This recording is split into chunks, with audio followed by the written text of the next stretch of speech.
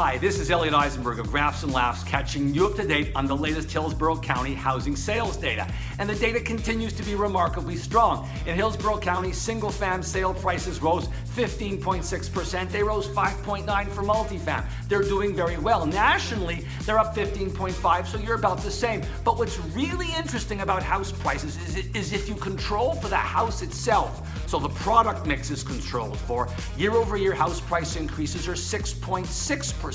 The difference between 6.6 and essentially 15.5 or 15.6, depending on if you're looking at national or Hillsborough County, is the type of house. We're selling much more expensive houses now than we were before. People are buying bigger houses, they're buying houses on the water, they're buying houses with fancier lots and so on and so forth as they continue to avoid coronavirus. This is lingering, continued impacts of coronavirus, and they're not going to go away all that soon. Sales activities up 11.7% in Hillsborough County for single fam, 27 for multifam. Nationally, it's 26. So there's a big difference there. Why are sales only up 11, 12% for single fam versus nationally 26? It's all because of inventory. There's nothing available to buy. Inventory for single fam is down 47% year over year and down about 26% for multifam. Nationally, months of inventory is 2.5.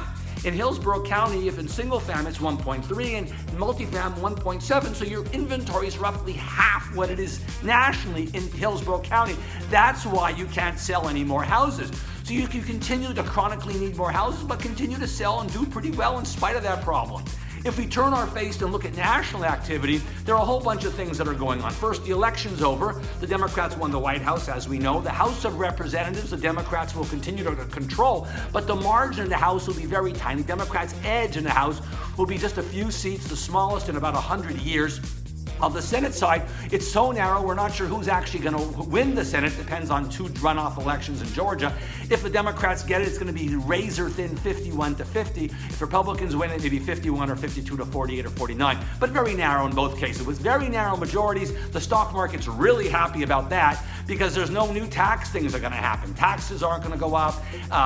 Expansive, sweeping legislative agendas aren't going to really happen. It'll be very, very hard to get much done. And the stock market likes the idea of gridlock. The other thing that happened that's important, a couple more things. First, the vaccine came. That's very good. Not only one vaccine, not two vaccines, but 3 vaccines. And that's great because we can produce, 100 million here, 100 million there, 100 million somewhere else. It's easier than producing 300 million from one vaccine company. This is good news. There are differences. Some are better for younger, older, different storage temperatures, more or fewer injections. This is all really good news. The other piece of good news that came out just recently is that Janet Yellen is now being proposed as the nominee for the Secretary of the Treasury. She has to be confirmed by the Senate. It's a great choice. The economy liked it. The stock market liked it too. She's generally a dove. She's in favor in the short run of more fiscal stimulus and then getting control of our deficit down the road. But she will work with the central bank, which she used to head up. It'll be a good choice. Last, but certainly not least, over the next several months, the economy runs into some potential difficult moments.